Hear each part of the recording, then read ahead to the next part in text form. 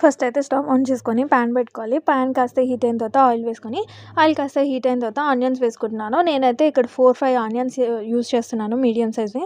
So, ఇప్పుడు ఇవి బాగా ఫ్రై అవ్వాలనమాట. కలర్ చేంజ్ అయ్యే వరకు ఫ్రై చేసుకోవాలి. ఇలా బాగా ఫ్రై అయిన తర్వాత అల్లం వెల్లుల్లి పేస్ట్ అండ్ పసుపు వేసుకొని బాగా మిక్స్ చేసుకోవాలి. అది పచ్చి వాసన పోయే వరకు.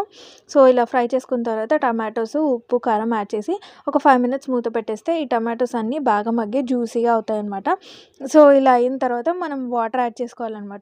కొంచెం గ్రేవీ కర్రీ చేస్తున్నాం కాబట్టి వాటర్ యాడ్ చేస్తున్నాము. సో, ఇందులోకి ఒక 2 ఎగ్స్ పగలగొట్టి వేసుకుంటున్నాననమాట. సో, ఇలా పగలగొట్టిన తర్వాత కొంచెం మిక్స్ చేసుకోవాలి.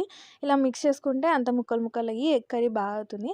అండ్ బాయిల్డ్ ఎగ్ 4 అయితే వేసుకుంటున్నాను. మీకు ఎన్ని కావాలంటే అన్ని వేసుకొని 2 ఎగ్స్ అయితే పగలగొట్టి అండ్ 4 ఎగ్స్ ఏమో బాయిల్డ్ చేసుకొని కొంచెం ధనియాల పొడి అండ్ గరం మసాలా వేసుకొని బాగా ఫ్రై చేసుకుంటే ఈ రెసిపీ రెడీ.